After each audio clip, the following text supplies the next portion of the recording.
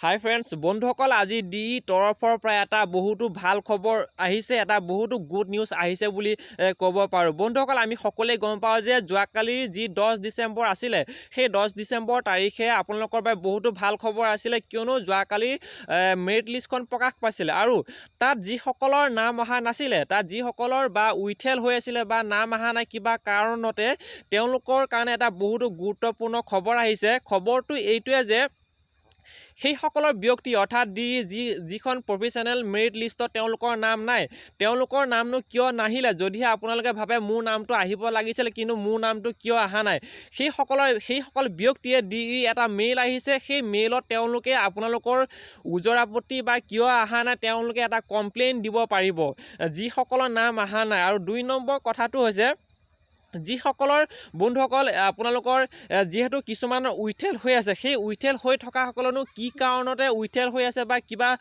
অসুবিধা হৈ আছে নি বা ডকুমেণ্টছৰ কিবা প্ৰব্লেম হৈ আছে নেকি, তেওঁলোকৰো কিবা যদি অজুহাত থাকে বা কিবা যদি অসুবিধা বা প্ৰব্লেম হৈ থাকে, তেওঁলোকে মেইলৰ যোগেদি সকলোবোৰ তেওঁলোকৰ কাৰ্যালয়ত জনাব পাৰিব আৰু অতি সোনকালে তেওঁলোকে আপোনালোকৰ যি প্ৰব্লেম আছে সেইটো ছল্ভ কৰি দিব। কিন্তু বন্ধুসকল, 2 দিনৰ ভিতৰতে অৰ্থাৎ 12 তাৰিখৰ ভিতৰত আপোনালোকে এইটো কৰিব লাগিব। 12 তাৰিখৰ মাজনিশা ৰাতিৰ ভিতৰতে আপোনালোকে এইটো কমপ্লেইনটো জনাব লাগিব, তেতিয়াহে আপোনালোকৰ এটা গুড নিউজ আহিব পাৰে। বন্ধুসকল, এইটো ভিডিঅ' সকলোকে শ্বেয়াৰ কৰিব নাপাহৰিব, কিয়নো বহুতো গুৰুত্বপূৰ্ণ খবৰ হয়, যিসকলে টেটৰ লগত জড়িত বা এনেকুৱা ধৰণৰ লগত জড়িত। আৰু বন্ধুসকল, যদিহে আপুনি পোনপ্ৰথমবাৰ কাৰণে আছে, এতিয়া ছাবস্ক্ৰাইব কৰি থওক। আজিলৈ ইমানে, ধন্যবাদ। জয় অসম।